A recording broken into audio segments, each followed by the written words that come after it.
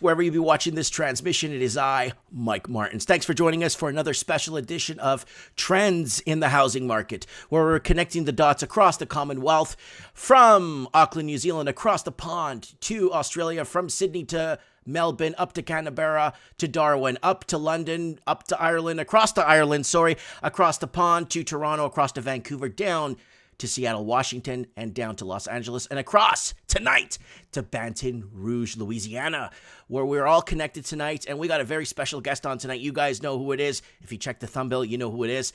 We're just going to kick off real quick. We're going to go over a little bit of what is happening in international markets before we get our guest on the show. So let's go into Article Scan real quick here. Let's get into Article Scan here real quick, guys, before I do a channel plug. All right, Article Scan. Here we go, guys.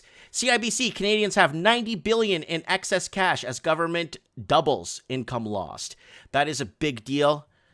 Canadian real estate sales slow for the first time since the beginning of the pandemic. CMHC finds Toronto and Vancouver mortgage debt ratios fall, but not as it seems. This week, top stories in Canadian real estate. We went over that on the channel last week, and we covered a lot of these stories in depth.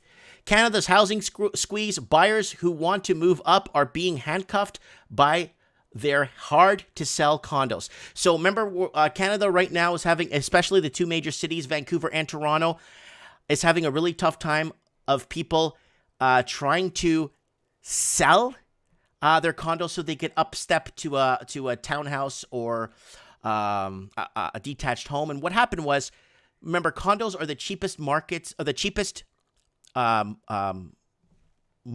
on the market, the cheapest availability on the markets. And when FOMO kicked in, cheapest inventory is what I'm trying. Cheapest inventory on the market is a condo. So when FOMO kicked in, a lot of people jumped on the condo wagon at $680,000 for a one-bedroom, and now they're having a tough time selling.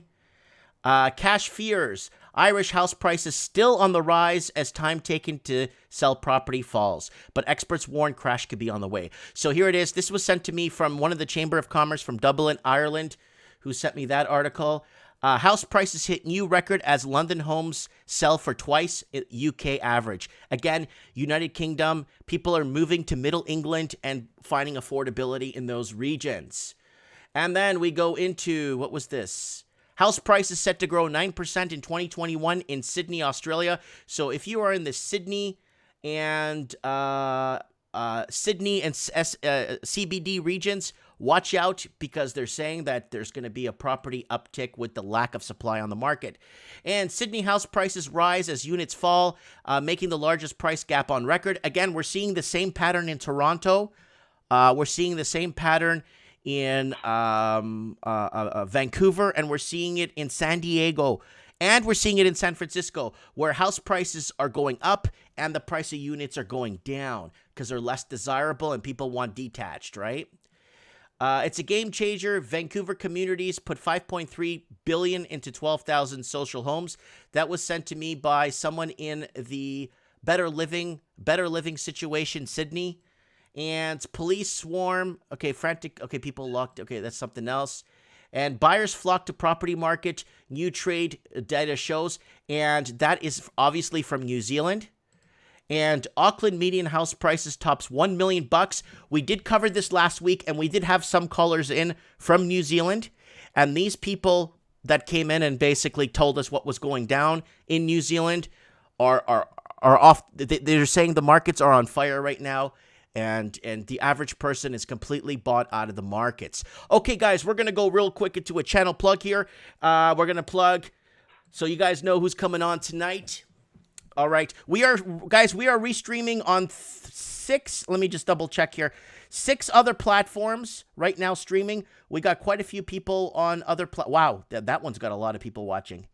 Okay, so we got a lot of people on other platforms here.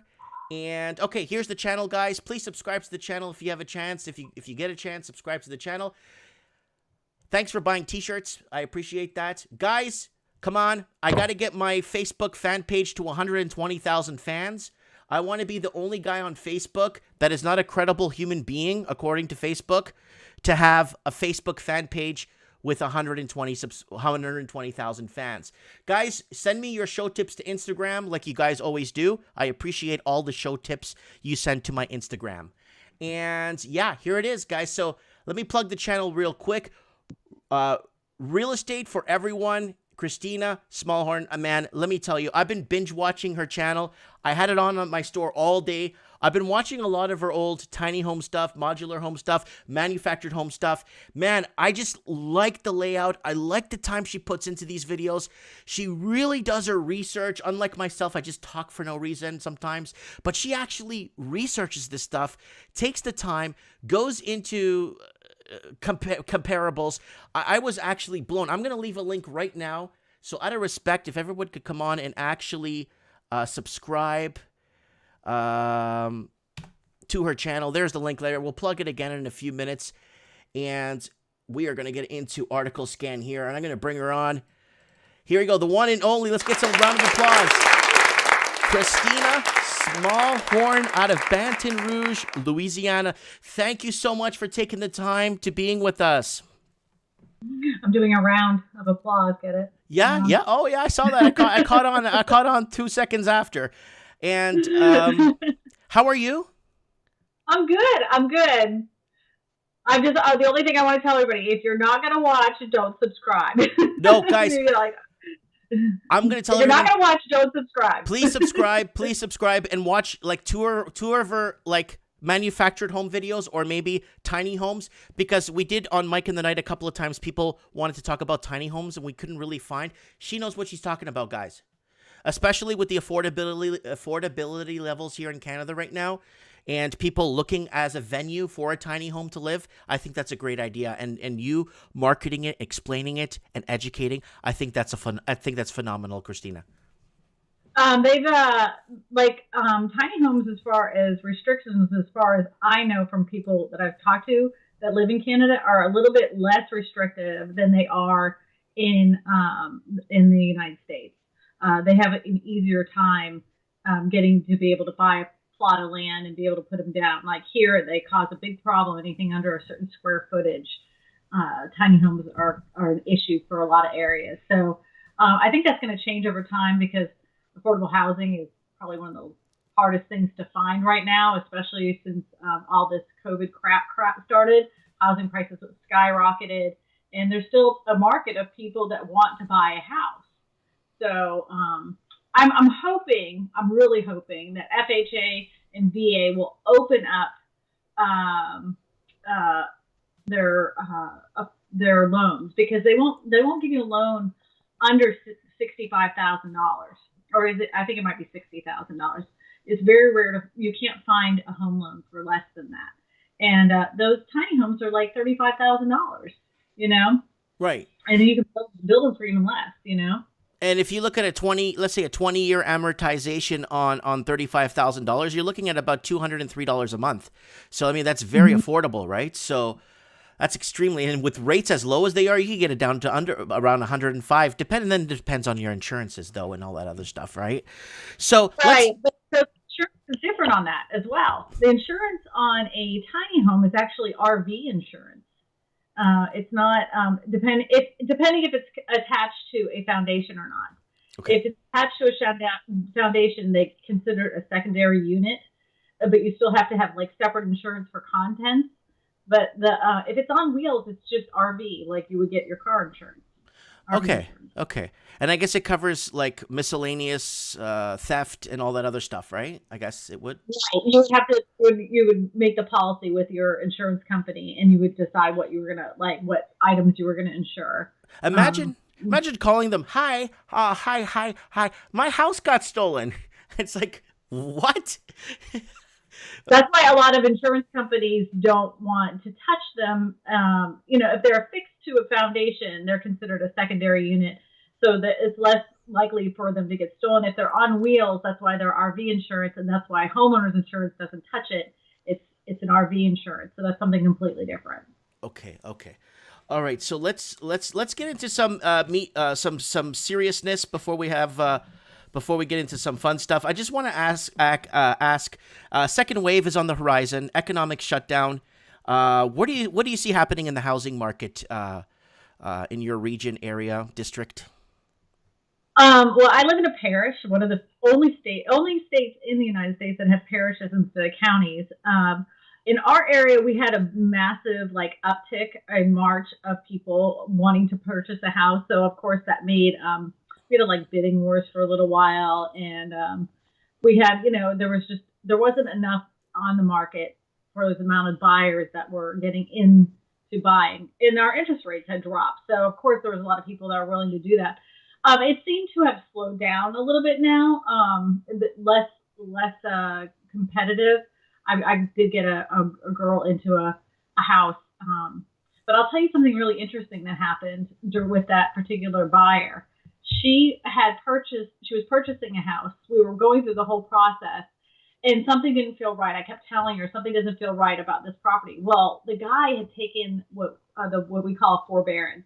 So at the end, he knew he was under contract and he didn't have the money to pay his mortgage payment. Since he was under contract, he took the forbearance so he didn't have to pay that month. Well, guess what? When we got to closing, they were like, "Where's the money?" And he was already tapped out. He had no equity left. Oh, So, I know. So he was $6,600 upside down. So we couldn't close. So we had to go find another house. And it was a good thing because in the next house she ended up finding was 10 times better than the one she was going to purchase because the market's down, the supply was much better, and she got a better house anyway. good for her. And you know what? I'm going to show you my book here. I actually had the forbearance $6,000 story written down here to ask you about. Because I watched that video, and now you went in a little bit in depth with that. So if you have equity, let's say 50 large in your house, you have 50 large in equity, and you're saying that some banks won't even touch you on a HELOC or on a second mortgage, maybe? Like they might want to take that chance? If you miss a payment and you're out of work, there's no way they're going to allow you to do a HELOC or refinance because you don't have a job. So if you have $50,000 in equity and you still have a job, why not get a second mortgage or get a HELOC where you could take that equity and kind of try to live off of it. Not only that, if you, this is not financial advice, always advise your financial advisor. I'm not giving you financial advice. I'm just letting you know that up front. Yeah. But the CARES Act here in the United States, they allow you to borrow against your 401k with no penalty if you're having some financial issues during the the COVID thing. So a lot of people don't know that. So if you have a 401k and you're out of a job, instead of losing your house, why don't you tap into it? This is the time. I mean, granted, that was something you were trying to save for your future, but you don't want to lose your house either. You don't want to go bankrupt. So tap into it. Now I just found out that more and more banks they're still doing them here, but a lot of banks in a lot of the states are not doing HELOCs no matter how much equity you have in your house. They're requiring you to get a second mortgage. So I'm like, wait a minute, why would they want to do that? Well, they need more money. And so they'll come back. It's just they're trying to weigh out the risk. But I mean, there is no risk in borrowing your own money. If you have the equity, if you can get a HELOC, do it now. The thing with that is a second mortgage is I think more secured and there's terms on it. So there's a proper amortization, where a HELOC, it's more like a credit card you use against the house, and the rates could change unexpectedly, and there's really no amortization to pay it back on a HELOC. So especially with older people that watch those infomercials at 3 a.m. that say, "Are you over 65? Do you own your home? Well, we could give you tons of cash." And then people fall into that trap. And a lot of people in New England that I've heard, especially in Massachusetts, New York, Illinois, a lot of the older people fell into those debt traps where they borrowed a ton against their homes. And now they're in a point of no return where they can't even sell their property, or they're in this pickle right now. Yeah. Well, I mean, just like anything, you got to be smart about it. You got to be smart with credit cards. You got to be smart with your equity in your house. You can't, nothing is free, you're always going to have to pay it back. So you can't think that anybody's doing anything for you as a favor. Mm-hmm. You have to be smarter than the banks. So, but I mean, you don't want to lose your house. So if you can do a HELOC, the point of it is that if you do a second mortgage, you're borrowing a certain amount of money, and you're going to have to pay a certain amount of money every single month to pay it back. But if you take a HELOC, and you're only and you only use 5,000 out of the 50,000 that you were able to borrow against, you're only going to have to pay back the 10,000. You're not going to have to pay back a monthly payment that's installed to you. Yeah. So that's why he's better. Yeah, yeah. No, I totally agree with that. You buy as you use or borrow as you need, right? Pay as you go. So in one of your videos I saw the other day, you've been mentioned something that's been actually creeping around the Commonwealth quite a bit.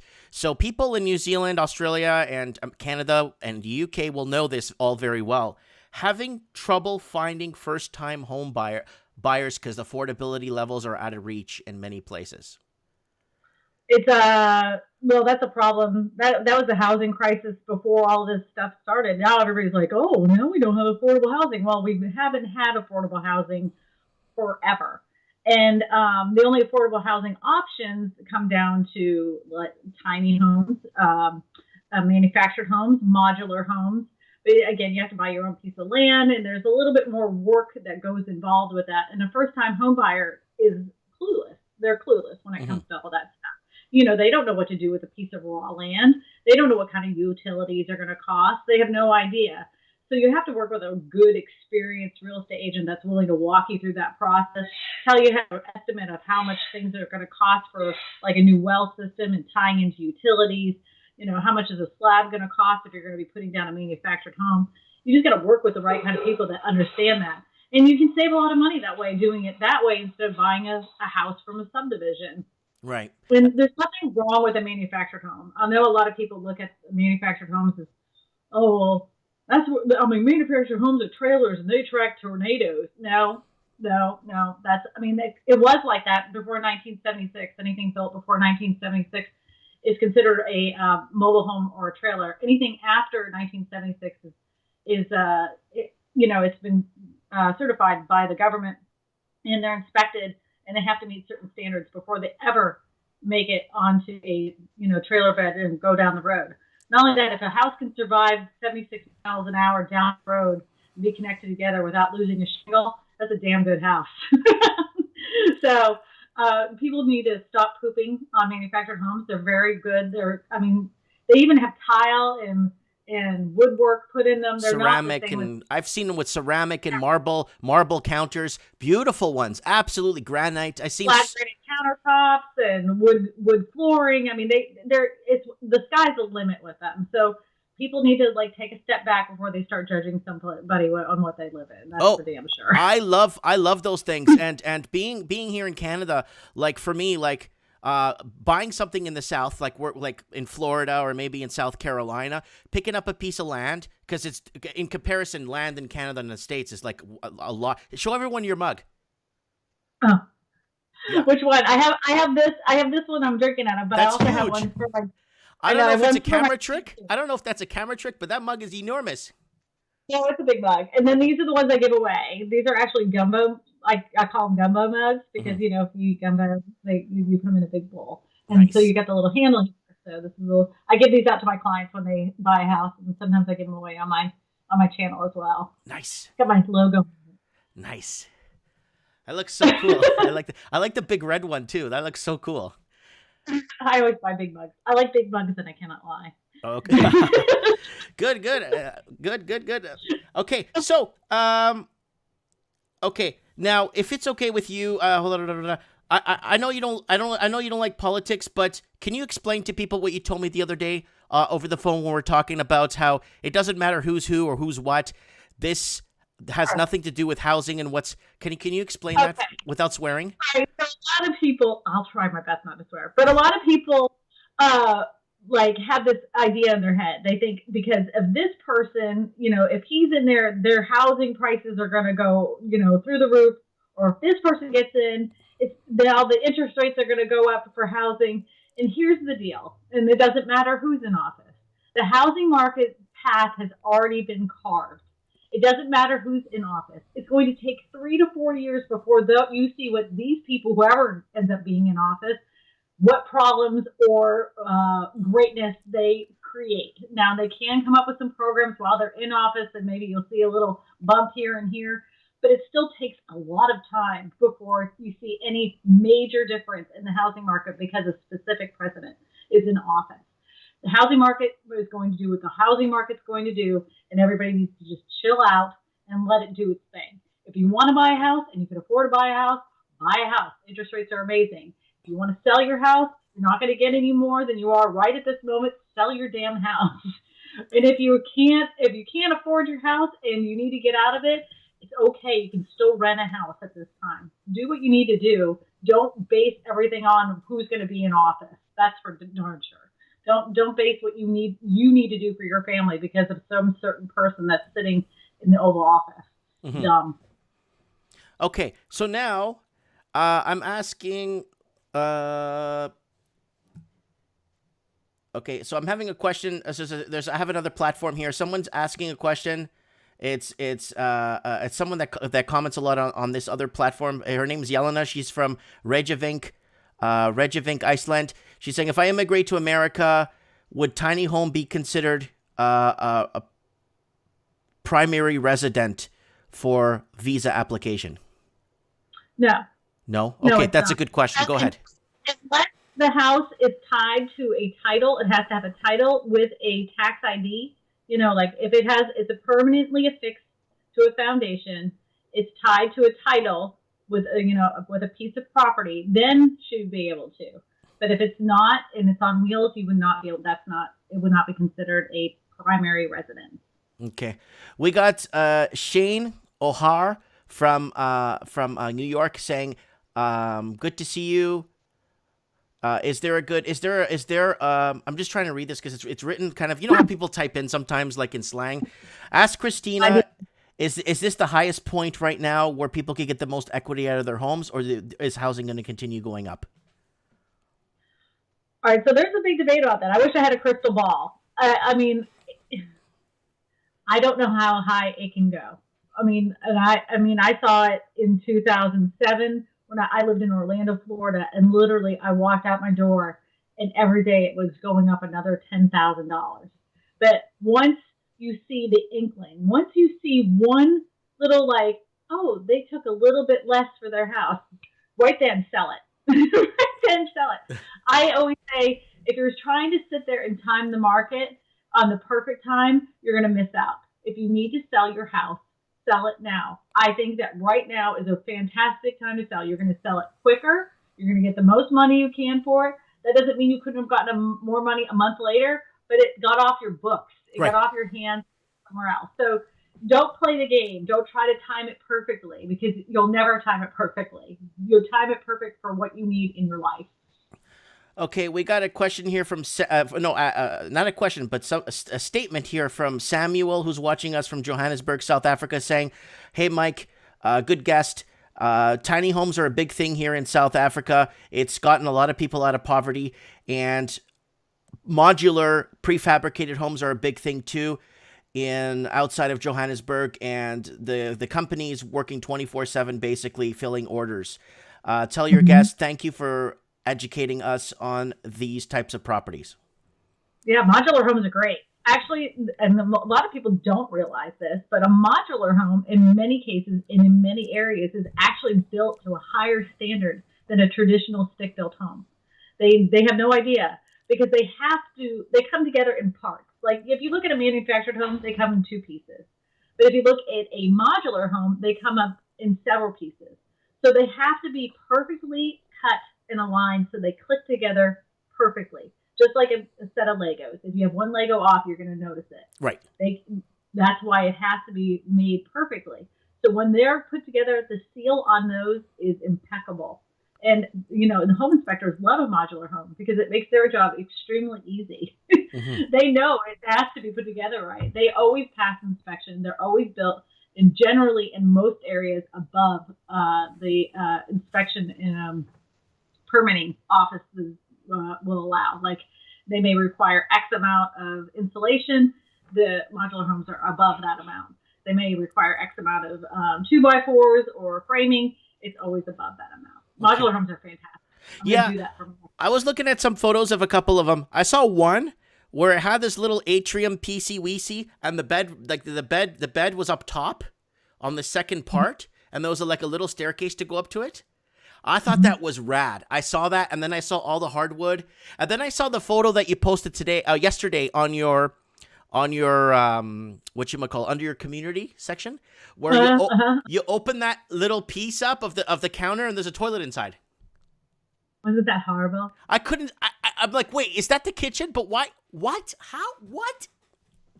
I don't know why people do half the things they do. I've seen toilets in garages. Like, you open up the garage door and there's a freaking toilet there. I've seen toilets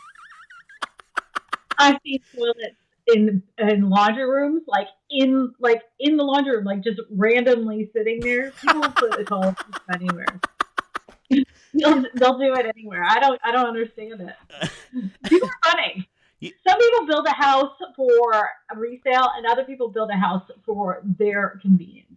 So sometimes when you build a house for your convenience and your taste, it doesn't necessarily add to your overall value when you go to resell it. That's for sure.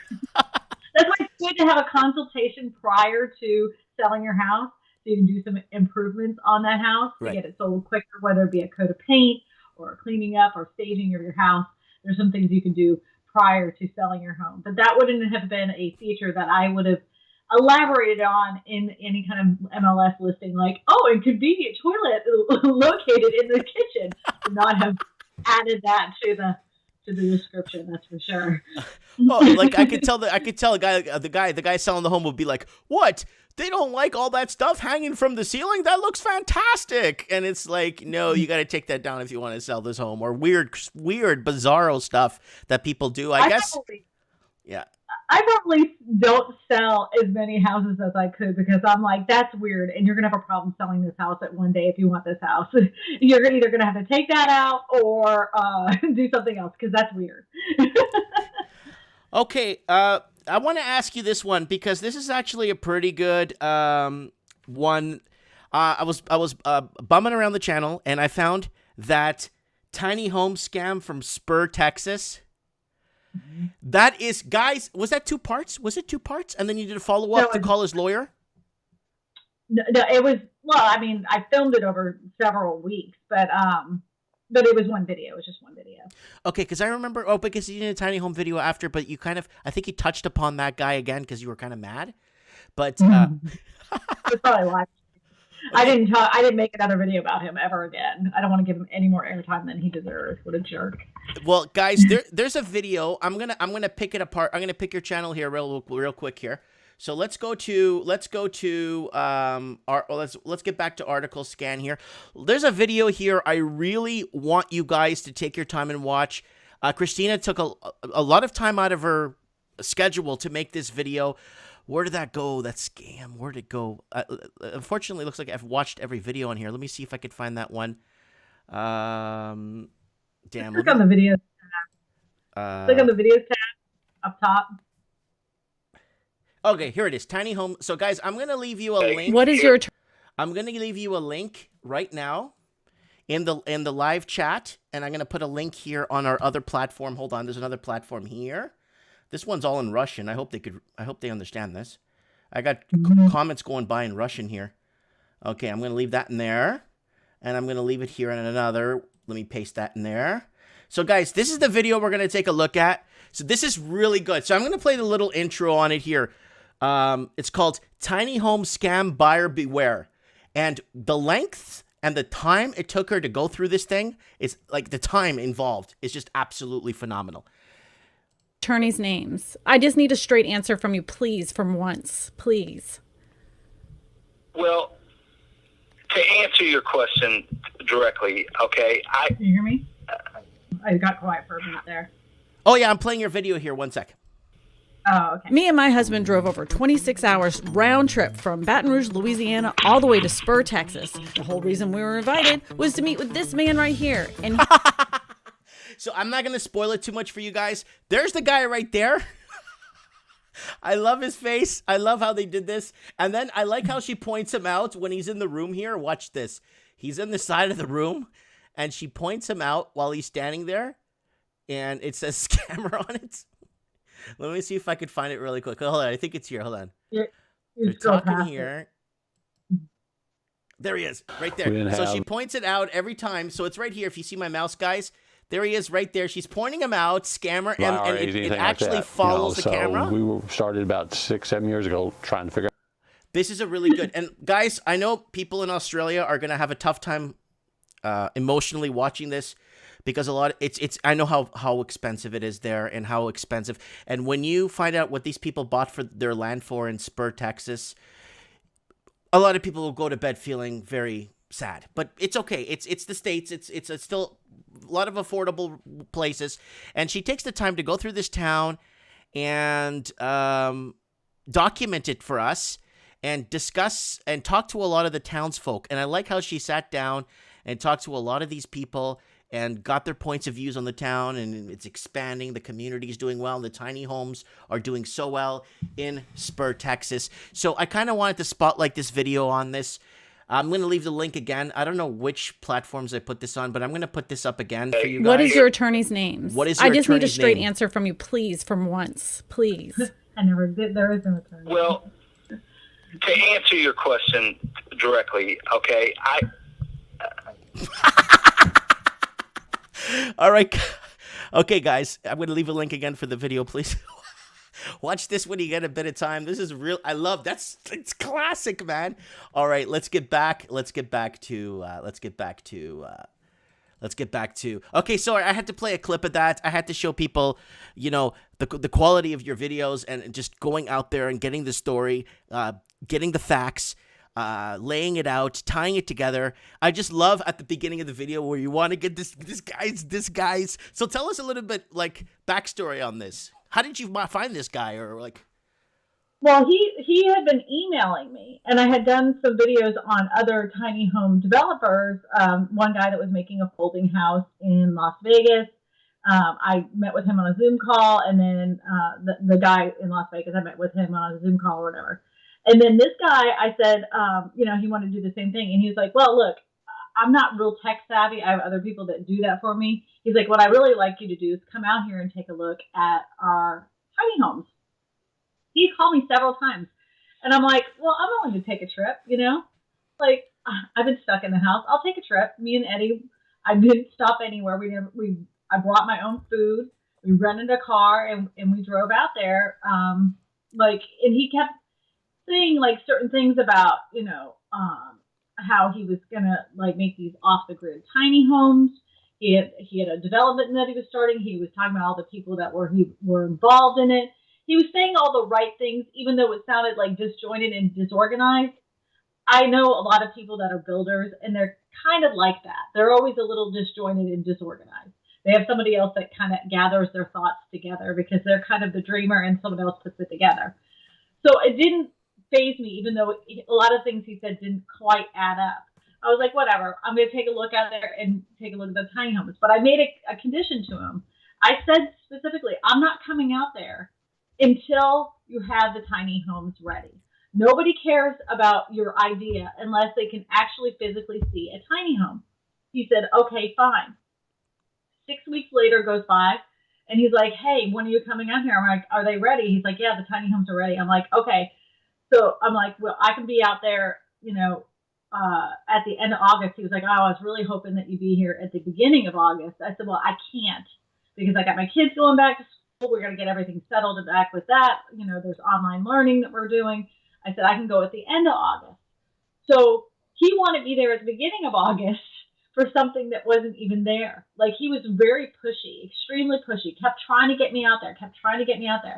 And what you don't hear is even after he's stone cold busted with no tiny homes, no subdivision, is full of baloney, he's still saying, well, when you come back out here, when you come here again, I'm going to fly you out here. I'll fly you out here so you can film this. I'm going to fly you out here. I'm like, I'm not coming out here without my husband, A. B, I'm never coming out here again, ever. Like, you lied to me. You flat out lied, and you want me to come back here for your delusions in your brain? No, buddy, you need help.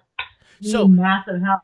I mean, what you don't see is, like, that phone call conversation was actually an hour long of his delusions stringed together. And that the part where I'm in the tiny home talking to him, it was another about 45 minutes of just delusions strung together. And then I felt like such an idiot. Like such an idiot. I was like, oh my God, I can't That's believe like this happened. $300-$400 gas to get there. Oh, well, we rented a car. We Oh. rented hotels. He never paid for anything. You know, this guy never paid for anything, which didn't bother me because I was like, well, I mean, I'll get my money back once I, you know, film the video, and he offered me an affiliate code so I could, you know, like make some money back from that. And I'm like, well, that's perfect. You know, that's fine because people would probably want to sign up for the houses. And no, he didn't have anything. There was nothing for him. He didn't even have a website. He had nothing. All of it was just dreams in his brain, just full on crazy. I couldn't believe that when I started the video and it started off like you're trying to get his lawyer's information or whatever. I'm like, whoa, this is going to be a good one. And then when you got to the part where it was blackened out because his attorney said you couldn't film his Mars rover or whatever it was he's got going there, made it seem like it was some sort of something that was sending to the moon that the Russians can't get. You know what I mean? Well, he kept telling me that he kept saying, he was saying like, well, it's not ready yet for us to film it. My attorney is saying. So we turned off the cameras before we went around the corner, but we're both mic'd. So the camera was off. You know, the camera was off, but I could still record his voice. So I just wanted to, like, if in some chance that he was telling a fragment of truth, I didn't want to get sued. So I didn't show the house, but the actual house is just literally a shed. It's not even a house. There is no house. It was a painted shed that he got from Home Depot that he put together in like right before I got there. There was nothing there. It was just a painted purple shed. That's it. Wow. I didn't know it was purple, but okay. All right, so let's jump in. So sales on tiny home. Huh? Pull it up. I think I have a picture on my phone. I'm going to see if I can pull it up for you. Oh, this is top secret NASA Foundation. This stuff, well, if the Russians get their hands on this purple home, I mean, it's game over for us. Oh, I know. They're going to steal his great information about this ridiculously small house. I mean, they're going to steal all of his great ideas. He was so worried they were going to steal his ideas. There was nothing to steal, buddy. Like, so crazy. He was 50 Shades of crazy. That's all that is. Just, I don't know. You can't even make it up. It was so nuts. I'm trying to find the little picture here. So I'm getting closer. No big. You can ask your question while I'm looking. Okay, so we got the comments flowing here on YouTube. We don't got a lot of people on YouTube. We got less than 100 people. Usually we get a lot more people on YouTube. It's just, I don't know what happened, but I've been lately on my live streams, I've been getting throttled quite a bit, especially my Mike in the Night. I get a lot of people messaging me saying, hey, Mike, I never got a notification. And that's been, okay, here we go. That's it. Oh my God. Are those hurricane shutters on the side? No, they're just like they're literally pieces of like, you know, you put a trellising around a fence. He painted fence trellising and put that as the shutters. Oh my God. And there was nothing on the inside. There was no insulation. It was literally OBS board. Wow. That's it. So that's this top secret, innovative, off-grid, top of the line, NASA produced, Russian. Yeah, he was real keen on the colors too. Like colors were the color scheme. He kept going on and on about the color scheme. I'm like, it's a purple shed with green trellising shutters. Like there's no shutters. These are made up from fencing material. So you drove 2,000. So you drove 2,000 miles to see that. Yep. It was 13 hours to get there. 13 hours to get to this Hoboken town. Wow. For a lie. For a full-on lie. Granted, I have to tell you, there were 2 hurricanes at the time coming towards Louisiana, and we still went on that trip. Whoa. We still went on that trip. And he was like, no, I need you to come here. Like, he made it sound so urgent. Like, because, you know, all these things are happening. It's really happening now. This is like, I need you here now. And there was nothing there. And I seen it like an opportunity of a lifetime. Oh my God. He was just so full of crap. And I fell for it. might full on fell for it. Okay. Off of one of your videos, I think it was the video after you did that, or 2 videos after, you said sales. No, actually, you mentioned through a graph that you showed, sales of tiny homes increased by 67%, and that was really good. That's good to see that at least people are getting housed. Now, in that video, you mentioned that 40,000 homeless vets live in the United States, and you have some program or project or something you're trying to get together where homes it's actually 62,000. The number has increased. It was over 40,000. Now the number of homeless veterans in the United States is over 62,000. 62,000. Now there's real estate agents all over the country. They're working on these projects for homeless veterans. Mm-hmm. And what a guy I'm not the original person to come up with this idea, but there was a guy out in Austin who is a vet who was like, I'm going to help these veterans that live on the streets out here, and he started a tiny home community that helps house the veterans, and they help them get on their feet. It's more than just a we're going to put you in a house. It's a whole program where we're going to teach you how to get a job. We're going to retrain you to get back into society. It's a full-on therapy session. These people are become friends with one another. Now they can choose to live there the rest of their lives if they want to. They do have to pay something for the house. Mm-hmm. You don't get it for free. Either you have to volunteer to work there, or you're gonna have to do something. You either pay in one way or the other. Right. And it's really helped a lot of people.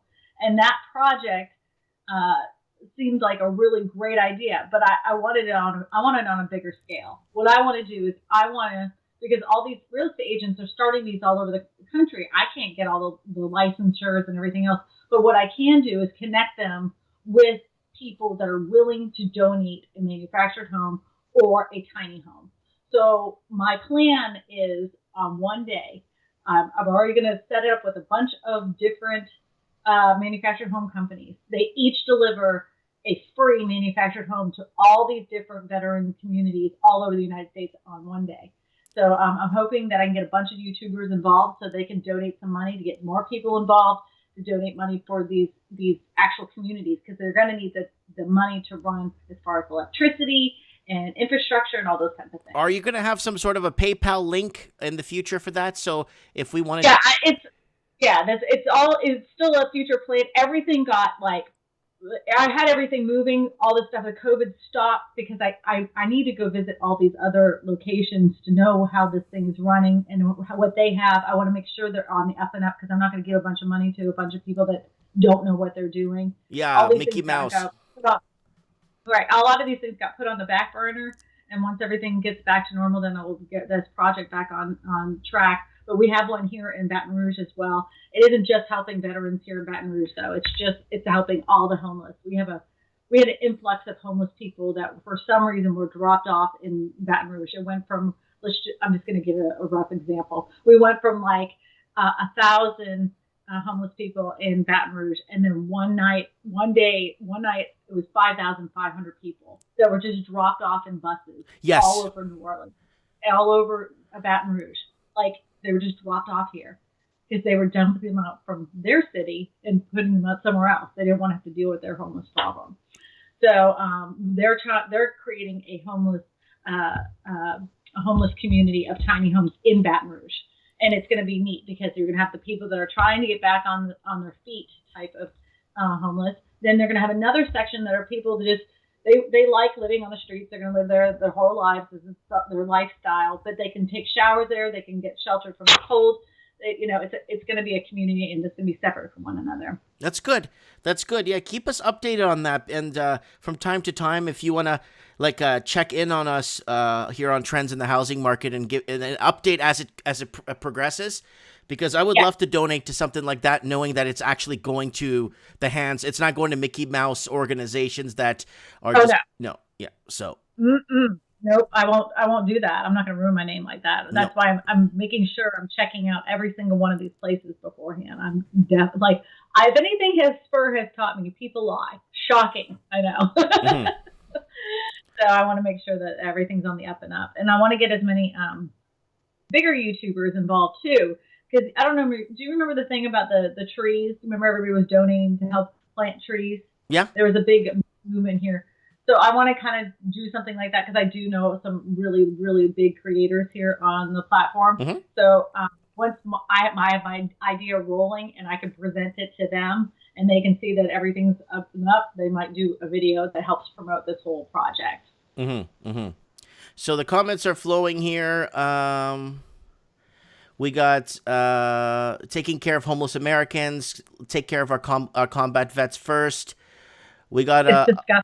a lot of people talking about, Mike, let's talk about the Great Reset. Guys, that's on Mike in the Night. I don't know if you checked in on the right night, but Mike in the Night, we're going to be talking about the Great Reset, guys. Don't forget, this Saturday, 8 p.m. We start 7 p.m. We're going to start a little bit earlier on Mike in the Night because it's too late on the East Coast. Oh, somebody else just commented. Yeah, that's Mike in the Night. So people know. People talking about Freemasons. Oh, we got all kinds of chat here going through the chats tonight. I'm like looking. There's all sorts of. They're all talking to one another too. Yeah, everyone's talking to you because Kristina, we have I was at 12,200 subscribers for 2.5 years, and I'd be doing my Mike in the Night. I'd be doing my Trends in the Housing Market, and I would never miss a week. And everyone started to get to know each other, and so many people on the channel have met each other from meeting through the chat. Oh yeah. I used to do a show a couple years ago, and it was a real estate trivia night, and it was like the same people came every week, and we became like a big family. Like those people that when they pop in again, I'm like, I always make sure I go out of my way to say hello to them. When my channel was very small, these were the people that were there for me from the get go, and they're still they're my friends. Those are the ones you start off with that you were always connected to. I get it. Totally get it. We have a question here from Alan. What do you think of Bitcoin? Do you have any Bitcoin? Yeah. I mean, okay. So I have a friend. He has got me into a little bit of Ethereum. I just think that anytime you can diversify your portfolio with anything is a good idea. You know, I don't think put your whole damn life in it. Just like anything, never put all your eggs in one basket. Always diversify. That's why I have 3 different jobs. I'm a real estate agent. I have a YouTube channel. We have rental properties.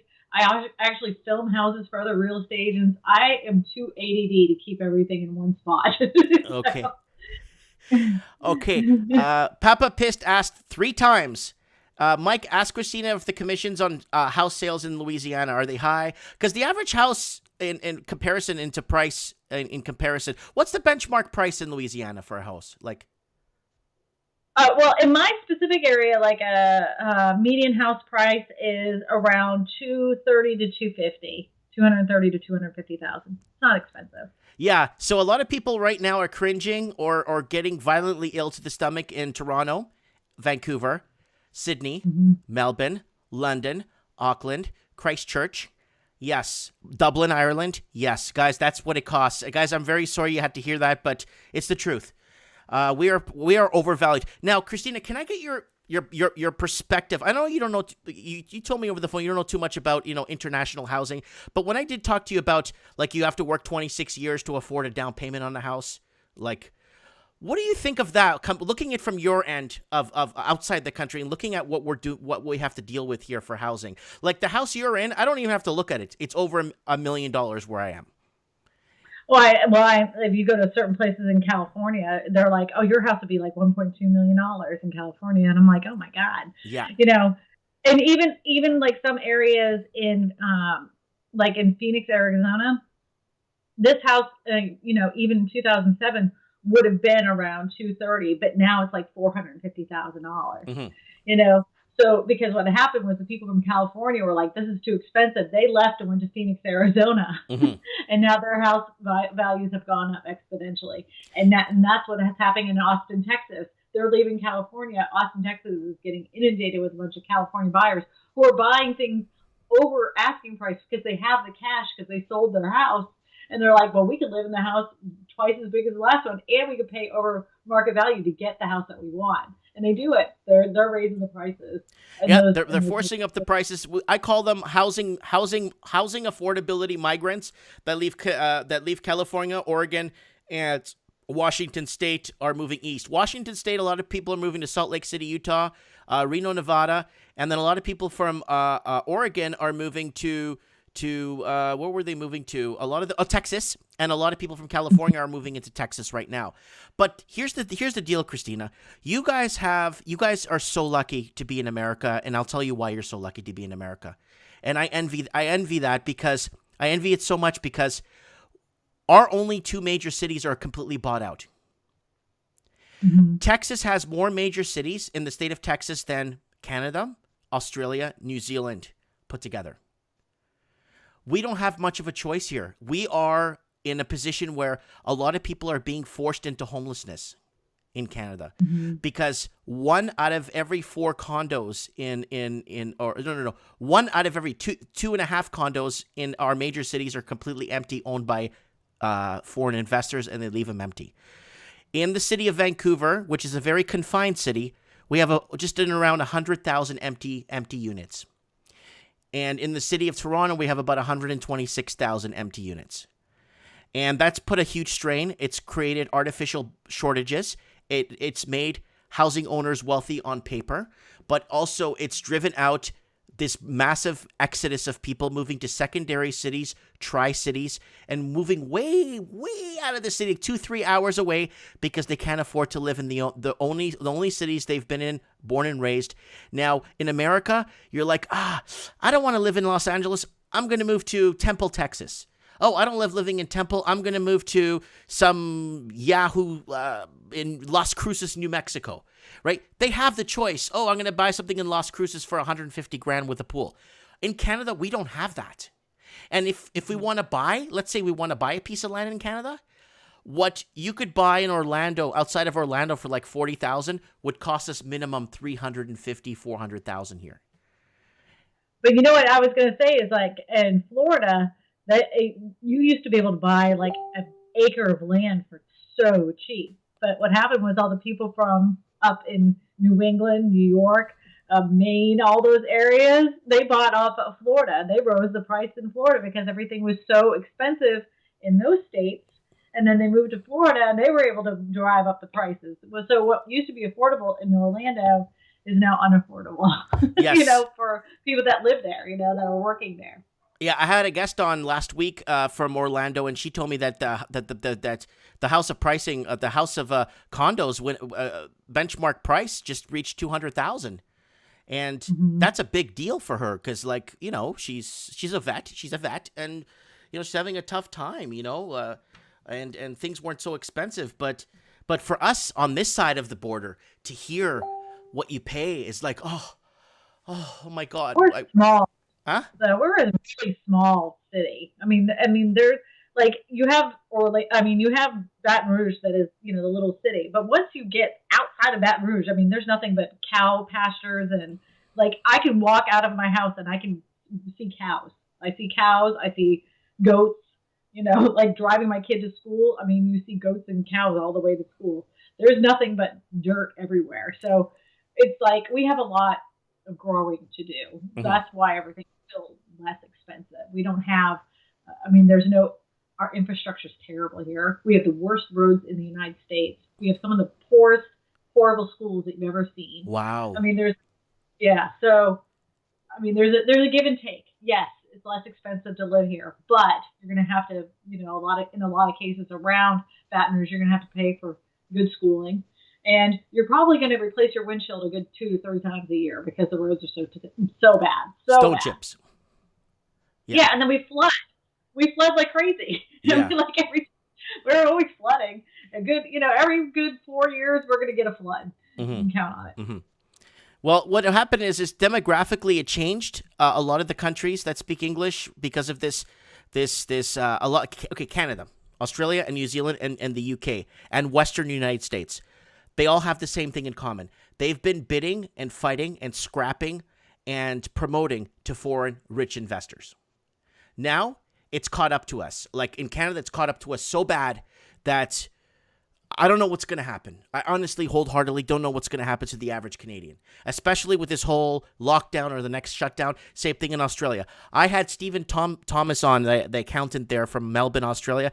He's saying Melbourne is seeing such a mass exodus, it makes the exodus of Moses look like a walk in the park from when they left Egypt. He says this is phenomenal in Melbourne. People are actually filing out with bags on their shoulders to go into interior of Australia to go with family or restart somewhere else. But that's how bad it's gotten for affordability.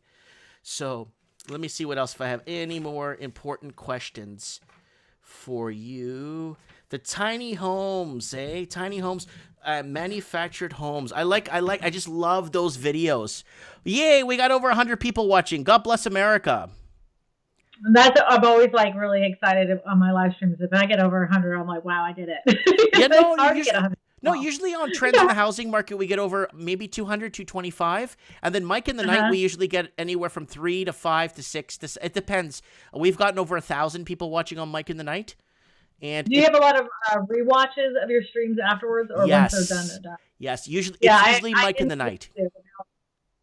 Now I do. I didn't used to get watches of restreams, but now I get quite a bit, which is good. I'm glad for that. Well, this video we're on right now it already has 1,578 playbacks.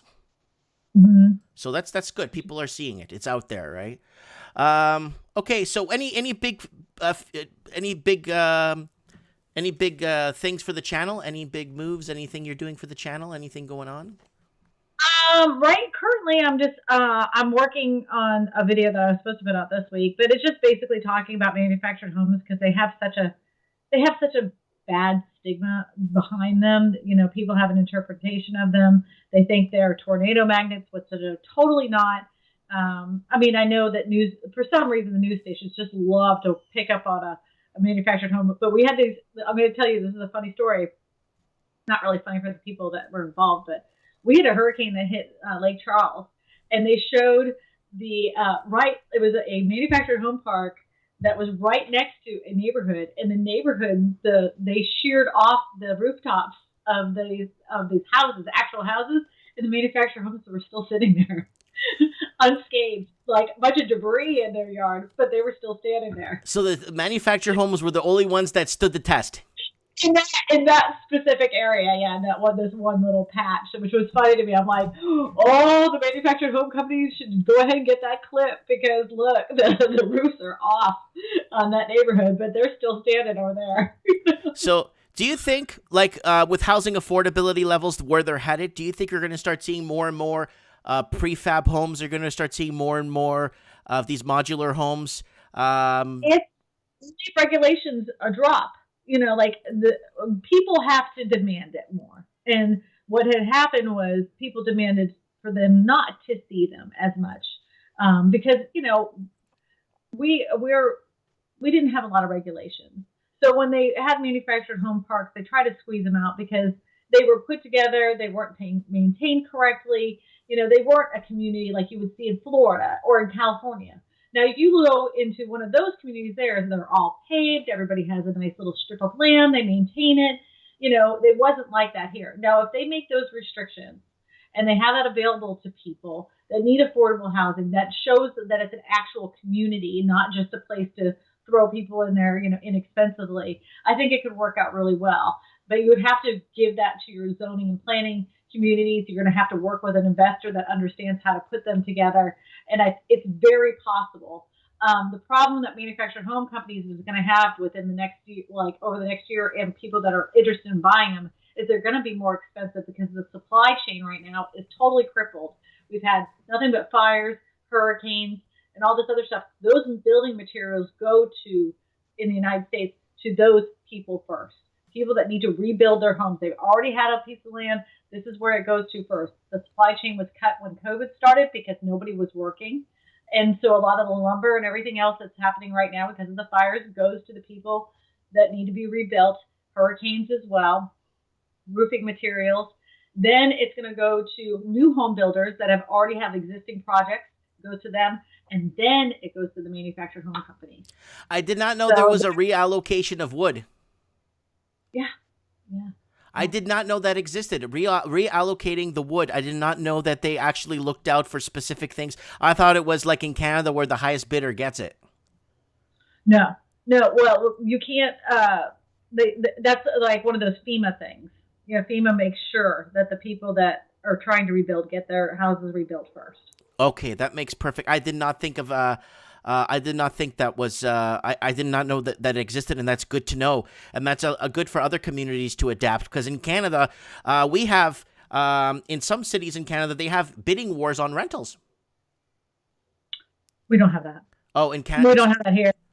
I mean, they might have that in New York or in Seattle or in California or in LA and that kind of place, but we don't have that here. Not in Baton Rouge, not at all. No.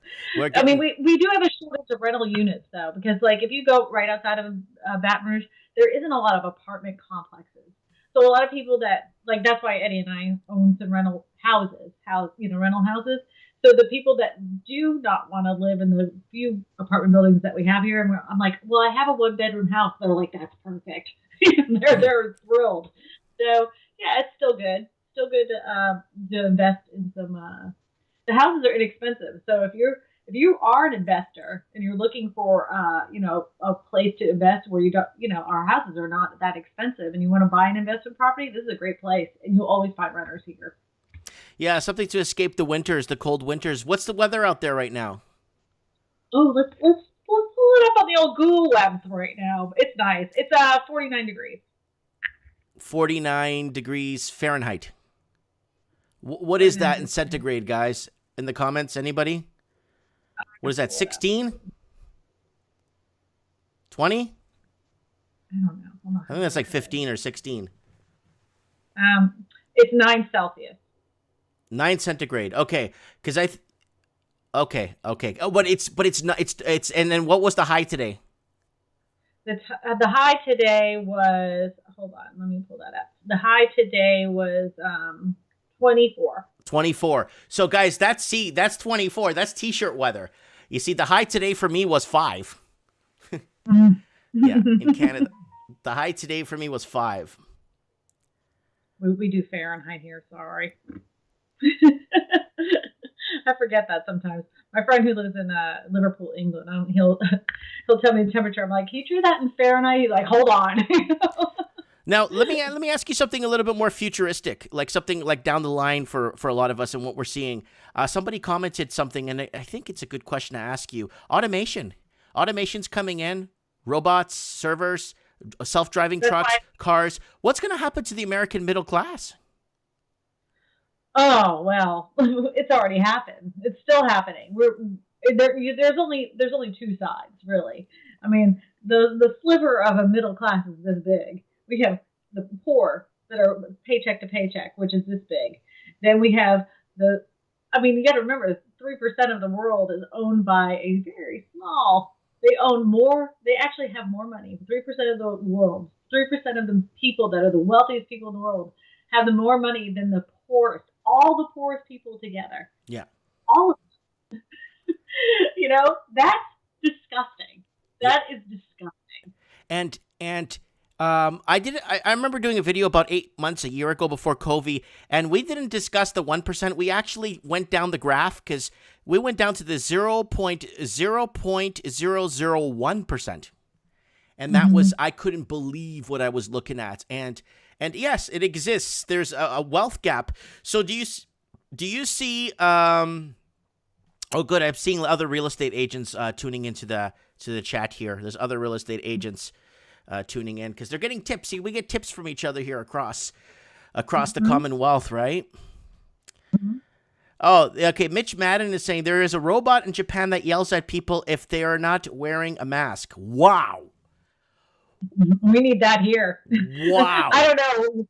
We're a gun and tote nation, though. I think the people around here would shoot it. they just shoot it. Wow. I think houses could be built more with automation. I honestly do. I don't see how they couldn't be. That robots would be building houses. I can honestly see that very, very easily. Like if you build a car with a robot, why can't you build a house? Robotic construction, something like that. Wow, that'd be interesting to actually to witness. Heartsweet is asking, do you get shady renters? Because Yeah. Yeah. Oh yeah. Can you do a YouTube series on some of the renters?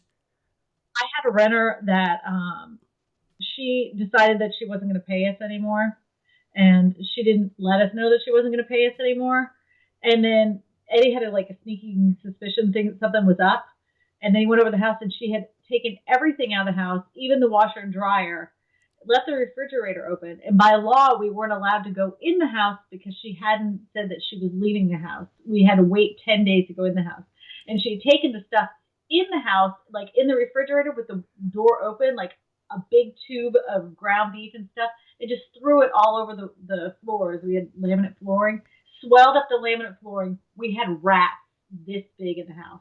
Rats, huge rats, because she refused to take out the trash. She wouldn't pay for trash service. So we had a storage unit there right next to the carport, and she shoved a whole bunch of trash all the way to the ceiling with trash for months. And so we had rats. We had humongous rats in the house. Huge rats. Wow. That was a good story. So, do you know where she went? Did she go to Zimbabwe? Well, where'd she go? Europe or something? Or we knew where she was at. I mean, there was nothing that can be done. She was, believe it or not, she was a freaking nurse. A nurse. Disgusting, right? And I knew she couldn't, I told Eddie not to rent to her. He's like, no, I think she's going to be good. I'm like, nope. And I was right. But she was working all the time, and she left her kids there alone. They were old enough to be left alone, by the way. One was in middle school. The other one was in high school. But they were kids, and kids don't pick up after themselves. They were left to their own devices a lot. The house got kind of messy. There wasn't a wall. They were only there for 6 months. There was not a wall in that house, including the ceiling, that didn't need to be painted. I didn't know 3 people could have been more disgusting. Every single carpet looks like they took dirt and just rubbed dirt into the carpet. We had to rip up everything. It was like starting all over. Holy! Did you document any of this? Did you videotape any of it? I was so sick, I didn't even care about it. Honestly, I was like, Eddie, he wouldn't even let me go over. When it was the worst of the worst, Eddie would not let me go inside the house. He's like, you can't go in there. Because I did all the work on it when we first put it up for, up for rent. He wouldn't even let me go in there. He repainted it. He redid all the carpet before he would even let me back in the house to look at it. Wow. That's a story. Any other landlord stories or?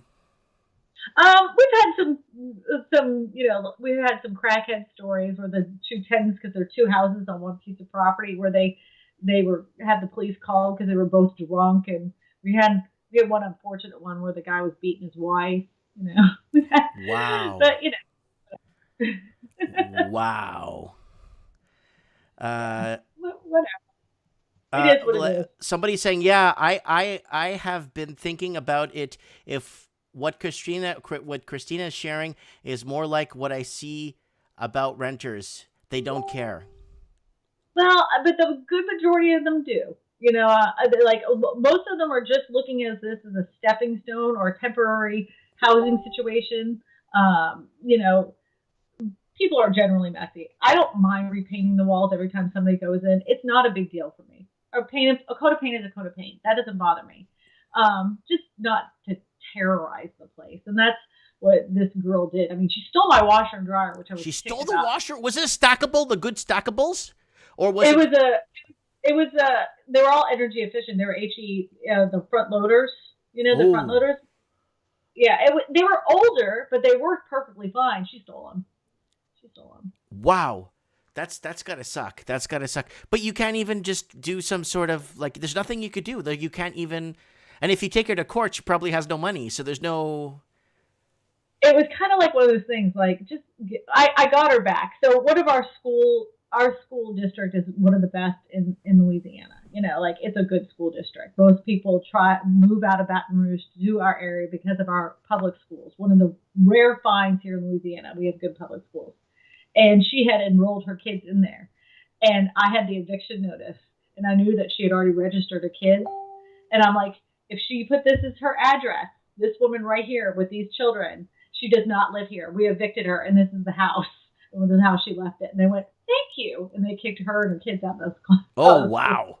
Wow. See, don't mess with me. Yeah, no, well, that's good. That's good that you're standing your ground, and this karma always finds a way to creep back up. You know what I'm saying? Right. Well, I figured, you know what?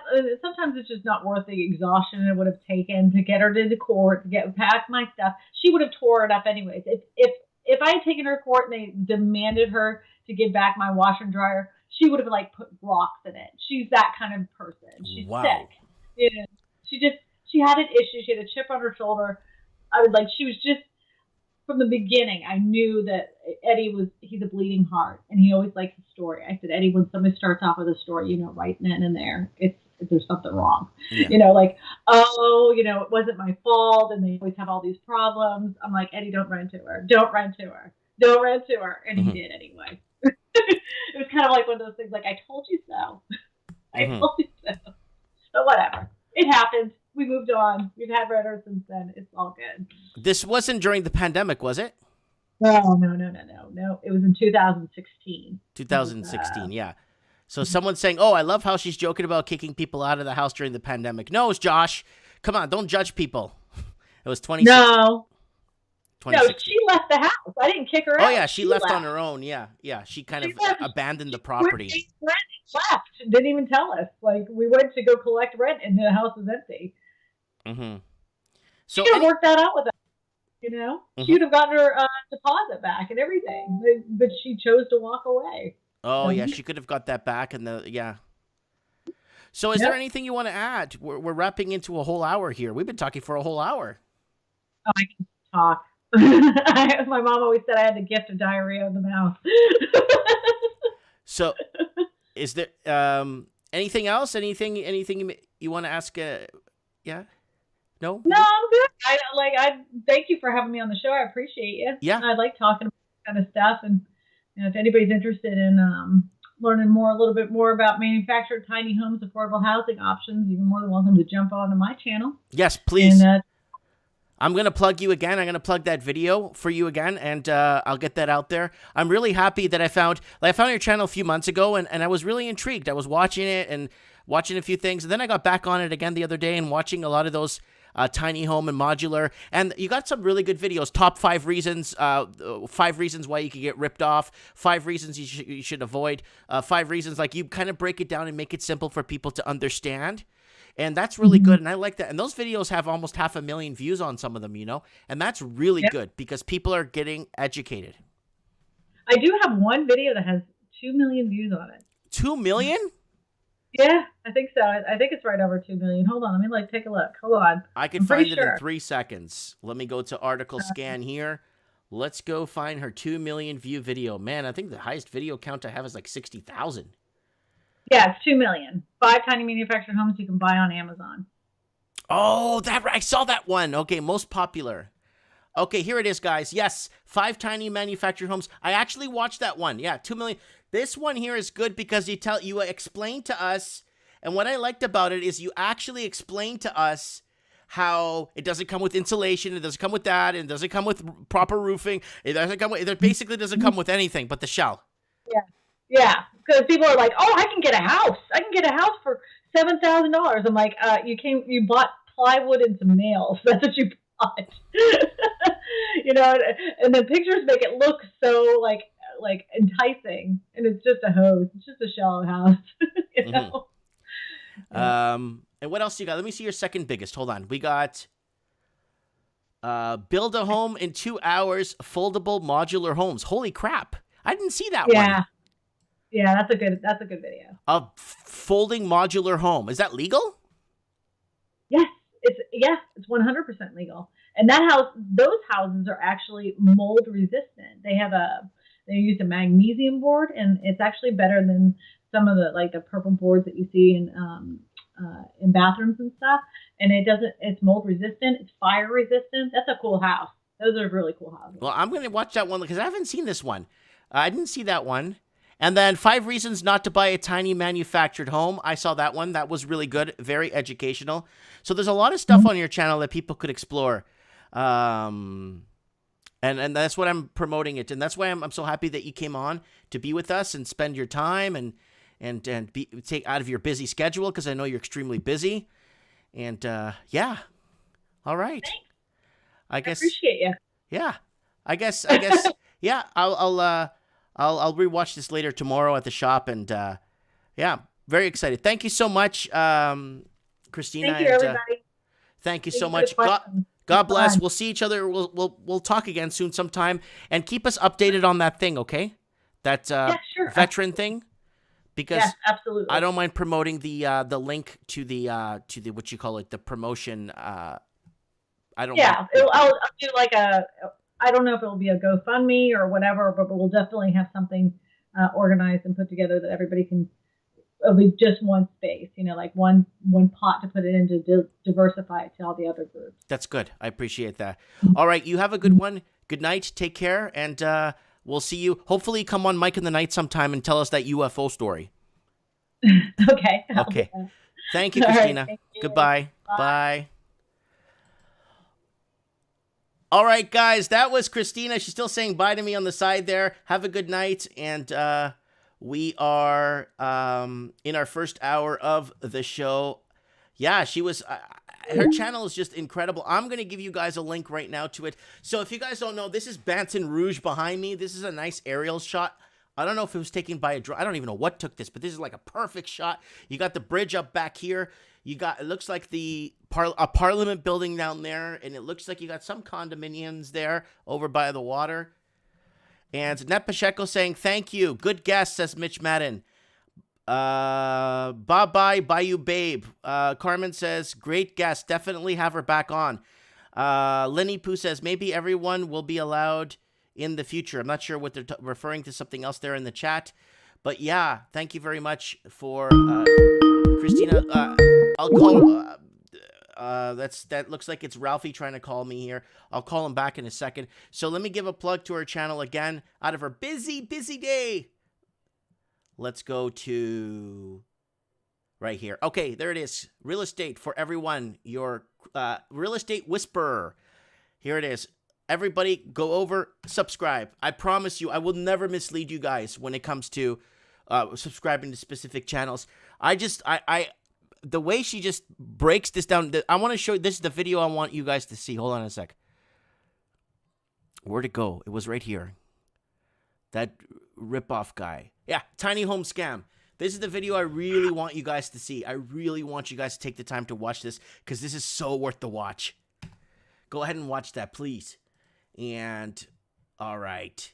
Okay, guys, don't forget to subscribe to the channel. Guys, we got Mike in the Night coming up this Saturday. Now that our great leader has announced our highest level of government in Canada, has announced the 2030 agenda and has announced the Great Reset. This Saturday, we're going to get people calling in on Mike in the Night. I got quite a few people asking about this show on Mike in the Night. So we're going to be doing the Great Reset this Saturday. I'm going to throw the link out here for you guys. There it is. If you want to set your reminders, I appreciate that very much. And don't forget to shop Teespring. I want to thank everyone that's picked up the new dirt bike t-shirt. It looks really good. I want to appreciate. I sold over 22 of them already. So here's the new dirt bike t-shirt. I hate when they keep spamming me on this. Mike Martin's channel right there. Somebody asked if it said Mike Martin's on it. Like, it's right here. And there's the back there. There's the dirt bike t-shirt. It actually looks... I wore it today at work. It looked really nice. Wow, I'm getting tons and tons of messages here. Guys, don't forget to fan me on Facebook. I'm the only guy on Facebook that has over 100,000 followers, and I am not considered a credible person. Or Facebook won't allow me to be a public figure with 115,000 likes because they say I am not a credible, or I'm not a real person, or I'm not credible. And guys, Instagram, woo! Follow me on Instagram. Don't forget to check that out. And Kristina's channel one more time. Don't forget to check this out. If you're watching this on replay, go ahead and still subscribe. Okay, let's go back now. Let's get back to basics here. Back to basics. We got real quick here.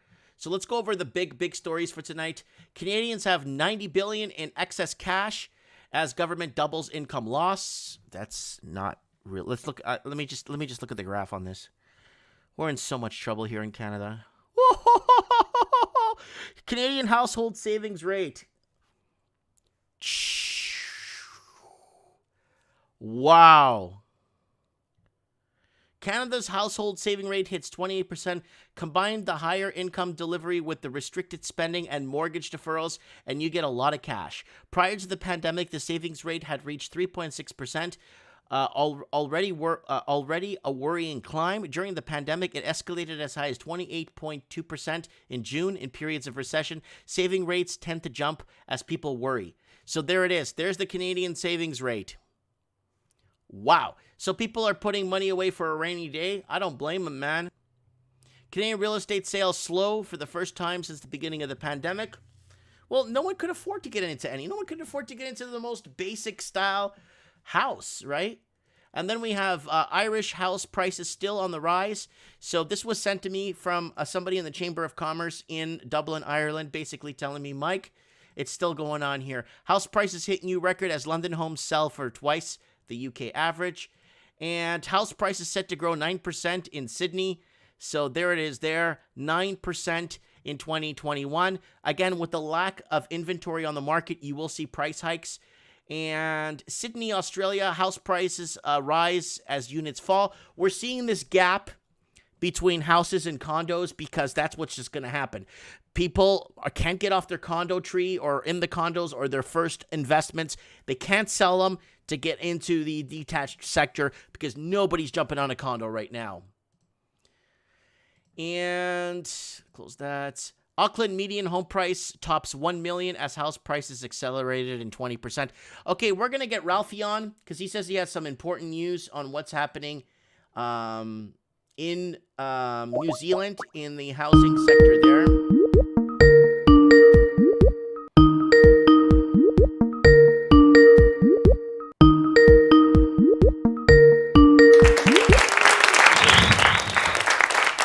Hello, Ralphie, you there? How you scheming? Oh, you're pretty staticky. What's wrong with your audio? Is it better now? It's okay. It's okay. It just sound pretty like you know when you listen to like it doesn't matter. Talk. Let me hear. Cool, man. New Zealand's in the front line at the moment, so I might have to save it for Mike in the night. But basically, mandatory masks this afternoon, 4K fine or 6 months in jail. Okay. But at least. Okay. Stop. At least Jacinda won an award from the Harvard University and won $210,000 as an award, not a bribe. Okay, let's just backtrack this one really quick here. Let's just backtrack this real quick. You're gonna re-say what you just told us in English now, so we could. Okay, say it again. 6 months in jail. So start from the beginning. Go ahead, nice and slow. If you go to stuff.co.nz, as of 1 p.m. this afternoon, it is now mandatory to wear masks in all public transport, train, and also air if you're flying. If you do not wear a mask, you will get a maximum $4,000 fine, New Zealand dollars, or 6 months in jail. Ding, ding, ding, ding, ding, ding. 6 months in jail in New Zealand sounds like a holiday to me. Well, sounds like a free lottery ticket to me. I mean, jail sounds pretty good. If you told me 6 months in a gulag in Russia, then I'd be scared. Or 6 months in a high security Mexico City prison, then I'd be scared. But 6 months in a New Zealand prison kind of seems like a holiday. But anyways, so what is happening with housing? You were mentioning something about housing in there quite a few times in the chat there. So let's talk housing, okay? So investors are made the most purchases in the property market July and August this year out of any buying group. So it's mostly investors. Mm-hmm. As you know, the median price is now $725,000. That's from last month, October. That was up 20% from last year, and it's being scheduled it's being forecasted to be another 15% by next year. So you're looking at almost $1 million bucks. Yep. Also, 1 in 4 speculators are finding a way to dodge housing tax. Oh, you mean you talking about the foreign investors that are coming in? Yeah, 1 in 4. Didn't Jacinta Ardern put in a law of no foreign investors anymore? Yes, they did. They did. But it's too little, too late. Too little, too late. And one other thing, I'm just going to rapid fire here because we are in the front line in New Zealand. One other piece of news. The former Prime Minister of New Zealand, John Key, is now the chairman of ANZ New Zealand Bank. Oh my God, it's like putting Hillary Clinton in charge of the Federal Reserve. Yep. And remember what I said. Jacinda wins 210,000 New Zealand dollars from Harvard University. It's not a bribe. It's not a gift. It's an award. 210,000 New Zealand or American dollars? New Zealand dollars. Okay, that's like 80 cents. Okay, But she did say that she wants to give that money as a scholarship for a student from New Zealand to attend the Harvard Kennedy School of Government. I'm guessing that will be our next Prime Minister. What do you reckon, Mike? Well, maybe. Well, you're allowed 2 terms in New Zealand, right? Oh, you're allowed as many. We have an MMP system, and so I'm not sure if you're familiar with that, but Labor has about 52% share of that system. So anything that's meant to pass law, it's meant to go to the Parliament, and they have a vote. So 52% vote goes to Labor. But the problem is, so the second largest party, which is National, they're saying with all these new mandates now, it's not laws, there's no due process anymore. It doesn't really matter about the MMP system if you call it a mandate. Oh, it's not a law. They're using language. They're twisting language. That's why they're all mandates, not laws. That is extremely dangerous when they start twisting language around to mean one thing but say another. I see you looking over your shoulder there. Are you people watching you, or? I just don't want to spend 6 months in jail, Mike, with this transmission. You know what I mean? Yeah, 6 months. But it's in New Zealand though. It's not like you're in. Again, it's not like you're in some Russian, like Ukraine prison or something for 6 months. I don't know, bro, but that's sounding pretty nice to me. What do you think? Dude, I don't know what's happening on you're telling us what's happening there in New Zealand. And then now with the median house price looking like it's going to hit $1 million, I had that article up that was from 2 weeks ago, and I still brought it up again to announce it again this week because, so is New Zealand wholeheartedly, in your opinion, a nation of renters? Is it safe to say that New Zealand is a nation of renters now, or? Oh, absolutely, absolutely. It's all entitled. If you have a mortgage, you're still renting to the bank. The bank owns you. You don't own the house until you pay it. So it's all language. I mean, call a turd a turd, a glossy turd, a shiny turd. It's still a turd. Let me ask you this. How many people do you think own free and clear in New Zealand? That actually own like old money, like people like free and clear, like non-foreign investors. I'm talking about like New Zealand proper. Like 18%, 25% own their own?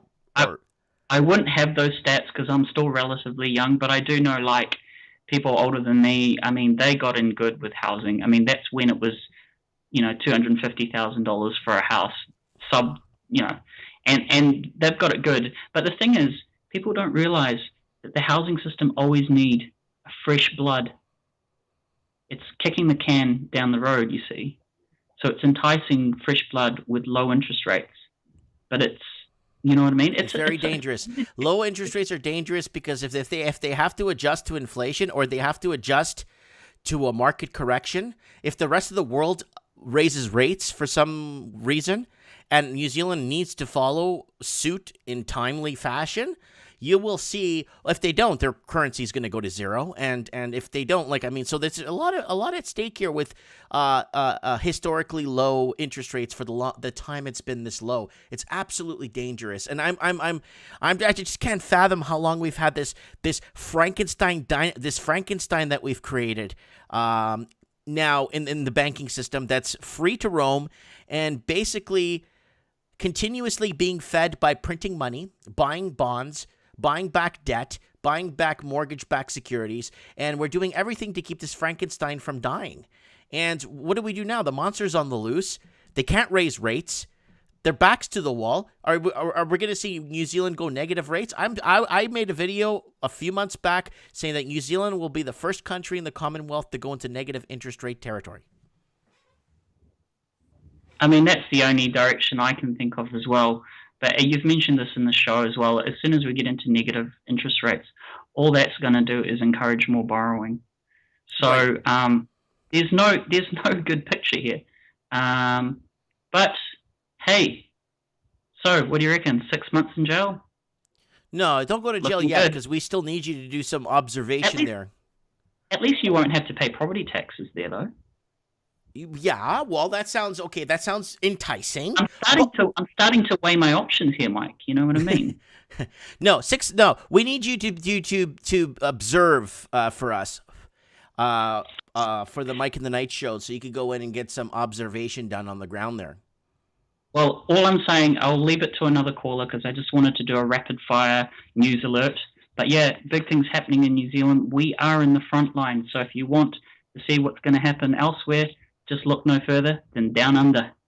Okay. Ralphie, if you don't mind doing a rapid fire New Zealand update with like 5 main headlines every Mike and the Night show for Mike and the Night, especially when if it's housing, it's housing. You do housing. Yeah. Then if it's like Buddy goes to jail or looks like someone's on the moon, or do that for Mike and the Night, and I'd appreciate that if you don't mind.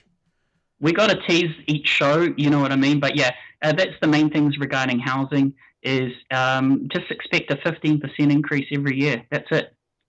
Every year. Okay. So people that own will be so wealthy on paper. It's phenomenal. Well, it's like extending the credit card. That's all it is, guys. Your equity keeps going up, but it's like dangling a piece of carrot saying, spend more, spend more.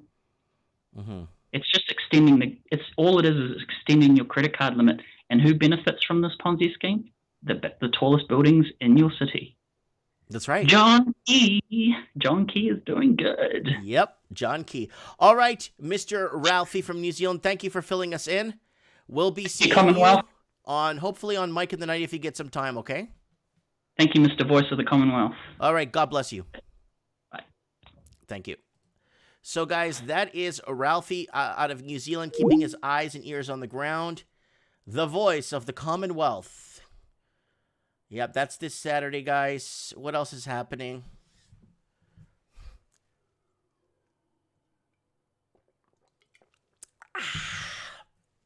We still got time for another caller here. Who's got housing to talk about? Anyone got any housing specifics to talk about? Because there's lots going on.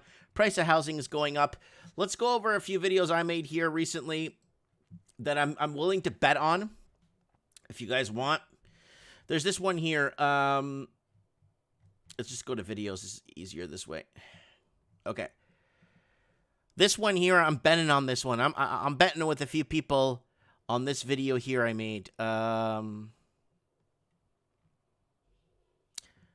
Housing to double in 2021. Housing if this video here, guys, and I'm a betting man, and I'm willing to bet on this.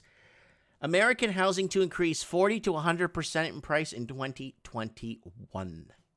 Oh yeah, we've seen it happen in our cities. Like if you're not in the States and let's say, for example, let's say you're living in Vancouver, Toronto, New Zealand, wherever. You know that this is possible to happen. You know that there's a possibility of housing to go up that fast and that high in a very short span of time. And I'm not taking this video down. I'm sticking to my American housing to increase 40% to 100%. You're going to have pockets like in Texas and weird areas start going up like crazy because people are mass exodusing New Hampshire, Vermont, Maine, New York, Illinois, Michigan, Oregon, Washington, California, all mass exodusing those states right now. I spoke to a U-Haul. One of the managers there, not the guy that actually rents you out the truck, one of the guys in the higher offices. I'm trying to get him to come on Mike in the Night to explain U-Haul traffic and where people are leaving. or where people are relocating to, and he's trying to clear it with his regional manager before he comes on the show. And I would like to have him come on the show and give us a little bit of U-Haul traffic information that could help us out on giving people a kind of insight on where things are going or headed, right? What else do we got here going on? Serious housing discussion. What do we got? Oh, guys, last week we had Randy Patrick on. If you guys missed that, we had Randy Patrick on the episode, show. I think. A big read the Florida fine print. housing guru rates here go up to on the show. If you missed this show, this was a good one. We talked quite a bit about expansions, numbers, what's reflecting with wages, what's happening within different regions of America. So if you guys are in America, you guys are lucky. We got a lot of Americans on this last couple of weeks here on the show to kind of catch us up here. And what else do we got? Yeah, on Mike in the Night, guys, we're going to be talking about this. The second wave shutdown, wiping out the middle class. That's going to be on Mike in the Night. People are asking in the comments. Yeah, that's that. I just wanted to kind of spotlight a few videos here for you guys so you guys know what the heck is going on. But yeah, trends in the housing market's picking up. We had Steve Saretsky on 3 weeks ago. We had Jeb Smith from California on. Who else did we had?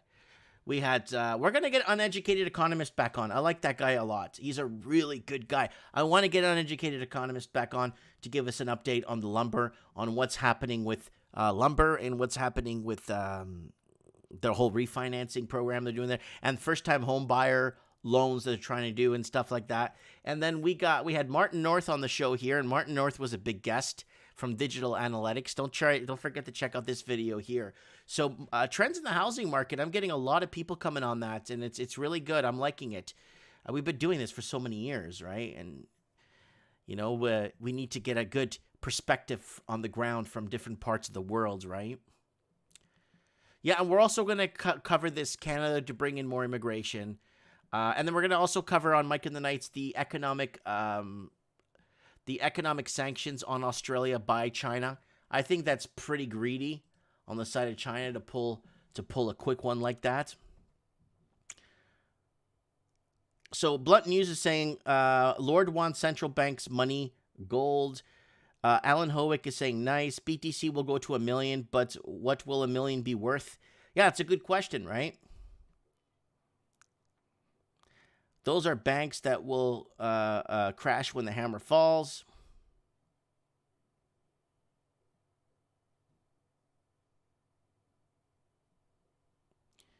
Mike Banks says loaves of bread will be outlawed. Yeah, man.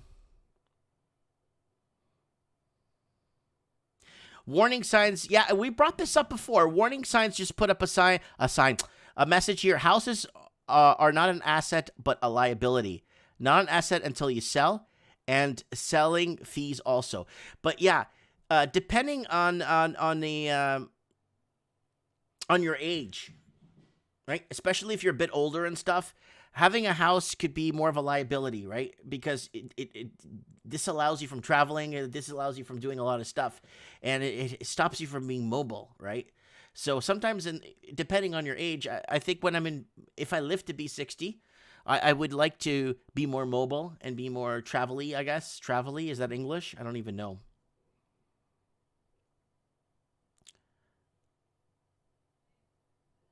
So people are talking about stocking up on food in the comments section.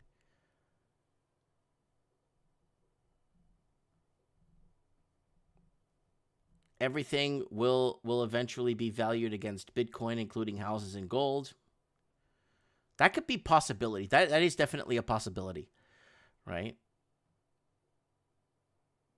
Like the British pound sterling. Pound sterling was hedged against silver. Sterling silver for the longest time. And that was a good way to, I guess, protect the currency, or so it wouldn't be, it actually holds some sort of monetary value, right? Pound sterling. I lost faith in the British pound sterling. I used to save it a bit. Sometimes I would save some pounds, British pounds, but then I stopped. This is when I was like 25. I lost faith in the British pound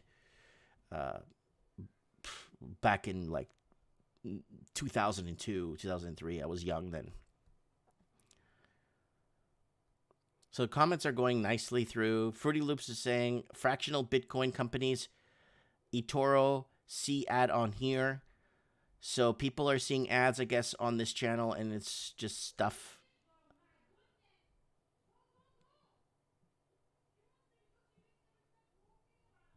Okay, so mortgage means death grip. That's French, actually. Mortgage is mortgage is it just means death grip. It means you can't get out. You know what? Let's get another real estate agent. Let me see if I can get Lynn on the show here and see what she's up to, what's happening in her region. I think this is her on. I think this is her. Let me see if it's spelled the same name. No, this is spelled differently.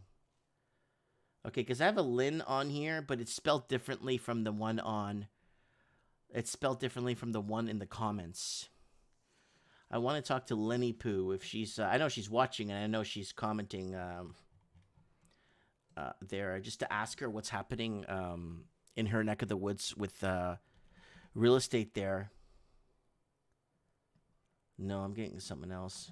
Yeah, I thought I had her on my Skype. Huh. Well, yeah, we're just winding down the show. We're going into our second hour soon, anyways, and it's good. It's good to talk to, get people on the show to give us a different perspective. It's nice, Let me see who else is out there on Skype. Who's available on Skype land?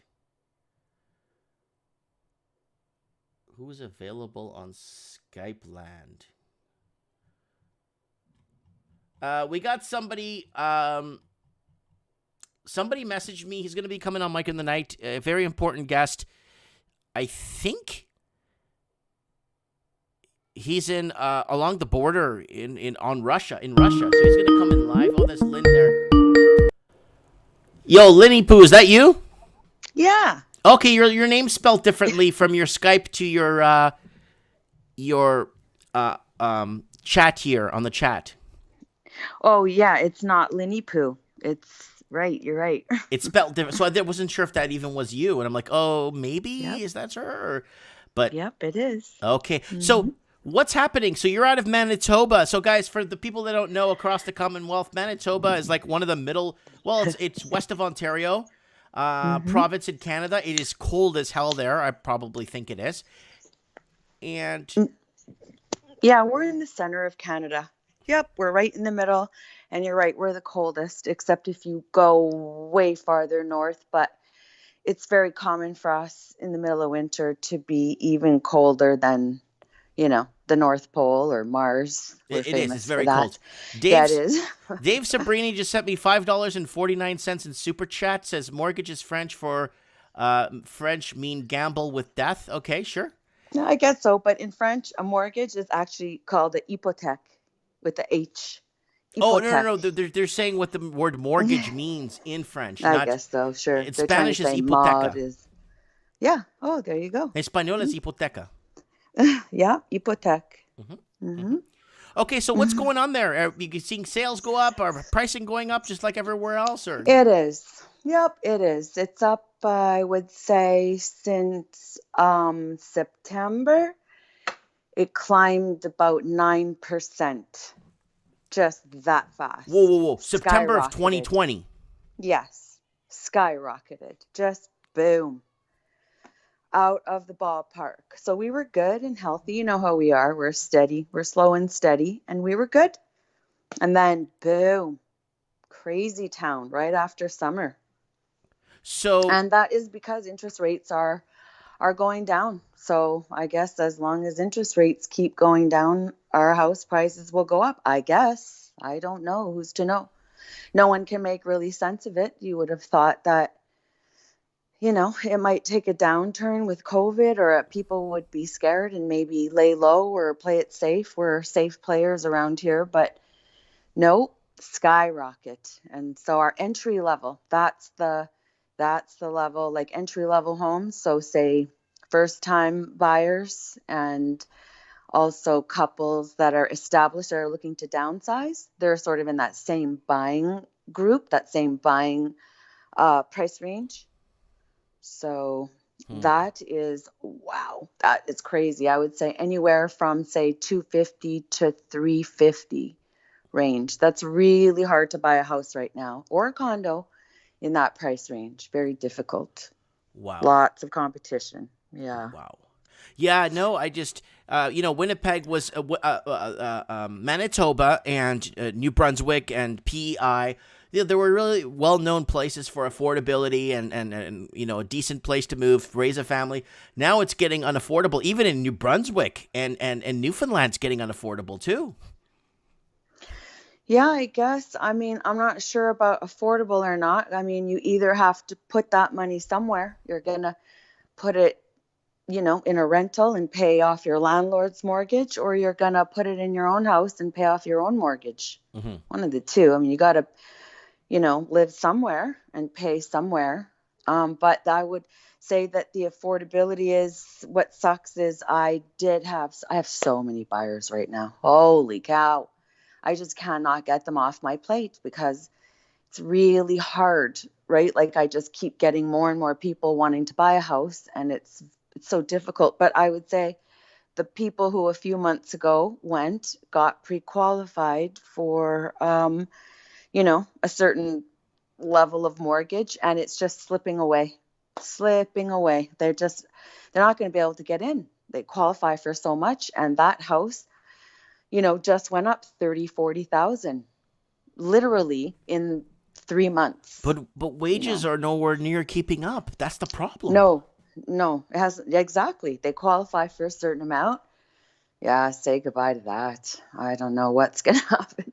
And I really feel bad for my clients who are a little older. They own their house cash. So they sell their house. They've got cash to buy a house with. And they're competing with the same people who are going to pay with a mortgage. So if you're going to pay with a mortgage, that's cheap money, right? Mm-hmm. Under 2% interest rate. But this is people with cash. They got to come up with like 40 grand cash more, 50 grand. Well, some of them are 70 more. Like I'm not talking about list price to sale, because those are like a difference of these days $70,000 easy. Mm-hmm. It's insane. But these are people who have to put cash. It's different when you're buying, a mortgage and you have just a few $100s a month maybe to pay. But if it's not fair, I can't say fair. I mean, it is what it is. Markets are what they are. But it's the ones that are trying to downsize that have cash to pay. Those are the ones that, wow, they're hesitant to start throwing the money. They're not the ones driving up the prices. The people who are driving up the prices of homes are the ones who are paying with big mortgages because money's cheap. Mm-hmm. That's what's driving it. Affordability. Like the other guest we had on the show, I was explaining to her, we have very little cities, very little places to move to. When the poop hits the fan, like you could, like in the States, I don't like the cold, I'm moving somewhere warm. I don't like the warmth, I'm moving somewhere mild. I don't like the mild, I'm moving. In Canada, we don't have much of a choice. We don't have much of a choice, and if we do have a choice, it's either super crazy expensive, or it's like you don't get much for what bang for the buck. It's just so expensive to build houses here, and Winnipeg is even more expensive. So we're not really a fancy town, and I'll get people who will transfer in from, say, the East Coast, Toronto, or the West Coast, and they think they're better. And they'll come here and say, like, why is it so expensive for a house here? Holy cow, like you're in the middle of nowhere. What's up?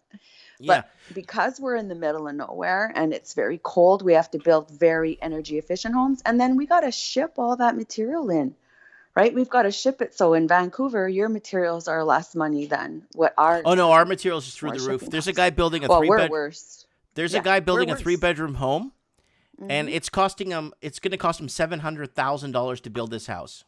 And I got a quote from a builder in South Carolina, Arizona, and in New Mexico. I got a quote for the same square footage, same house, a rough quote. for the guy, and the guy was in my store beside me, and I'm saying, let's see how much it costs to build this house in South Carolina. I find a builder, I call him up, and I say, look, this is it. This is the square footage. This is how many bedrooms. How much to build it with Canadian lumber? He's like, oh, we always use Canadian lumber here. Okay, how much would it cost us? He says, you're looking anywhere from $105,000 to $175,000 to build the same home that he's building. And it's $700,000 in Canada. Do you know how many people come to me, builders, because, I'm in construction, like I'm in building too. That's really my background.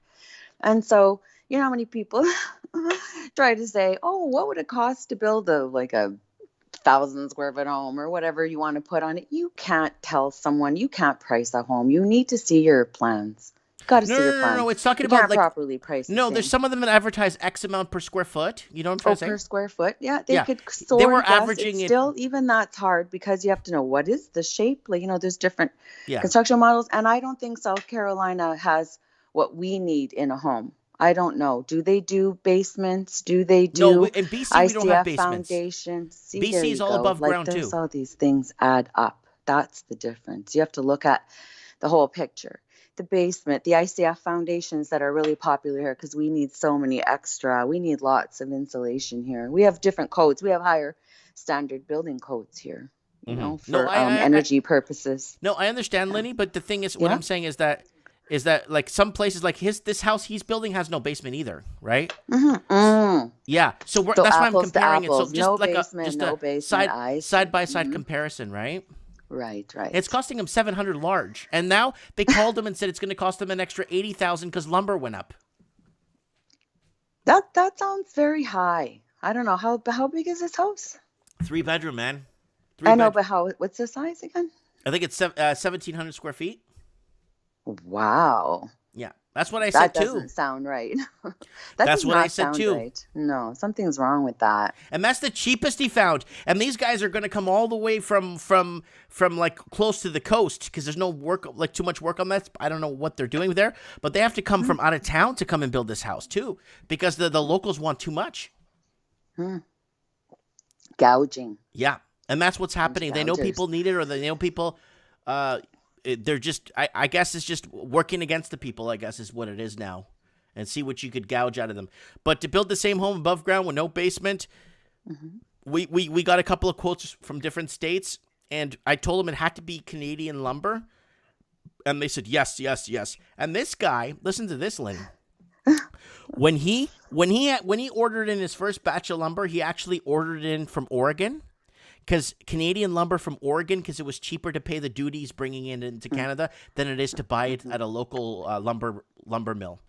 Yeah, crazy tax in and out, ship it back, ship it there, and it's less money. I know. It's cheaper to buy Canadian lumber from Oregon than it is to buy it from Canada. So I have no idea where that's headed. Where's the Raven? Is he okay? I'm not sure. I have no idea. You're right. He just kind of bailed out. I just don't know. I have no clue. Could be anything. Right before work, sometimes you got to hit a sleeper. I don't know. Power naps. Yeah. The Raven likes the power naps. Yeah. Good. All right. Is there anything you'd like to add or anything you need to tell us? Not so much about housing. I'm looking forward to Mike in the Night because the world's gone mad. Well, you know what? Our highest level of government announced it with his own lips. Yes. So we can go back. I know. I'm on to that. That's nonsense. See, a lot of people really don't realize that's what the pandemic is here for. It's for the world reset. It's not just Canada. The whole world is planned to be reset, and that's planned. I like how he says this COVID is such a good opportunity for us. Yeah, okay, sure. I'm so sure. I'm serious. He said that. I know what he said, but I'm just saying that's not. He's trying to pretend the cart's before the horse, but no, the horse was there. That's for sure. And that pandemic came. That we know this. Yes. Who's fooled by that? Who really believes that? First came a cold, and then came the reset. No, first came the plan for the reset. No, the thing is what drives my gears is that China hasn't had anything in 5 months or 6 months or no second wave. I have a very funny feeling that Canada is definitely taken over by China. I have a very bad feeling about that. Yeah, Oh I yeah, don't know. we are Canada, Australia, especially Australia. They are, I guess, autonomous regions of China. They own a lot of our mines and all that sure. stuff. Oh, it's They own scary. a huge And how much percentage. and our bad debt, like our debt. So yeah, they kind of own is like, well, thanks, but you owe me now. Yeah, that's scary. Mm-hmm. But what are you going to do? Just keep on living, do your best. Yeah. Say no. Say no to drugs. Say no to to the vaccine is my advice. Those vaccines contain, that's for another time though, but That's a that Mike is in where the the Night real topic danger. for That's sure, Mike yeah. in the night, and we know that. Yeah, it's not going to be a Okay. good day. All right, Lenny, I'm going to let you go. Thanks for Well, coming thanks on. for calling. Yeah, thanks for that was a great show. That was a really great guest you had. She's a great agent. You can tell, right? Really good with people, great personality. You can see why she's successful. Yeah, that's good. Yeah. It's good to have people on from different quadrants of the world It give is. us an update, eh? Yep. Okay. Great. So have Well, a great night. You good Yeah, I'll night, keep and God watching. bless you. Thank you. You too. God bless.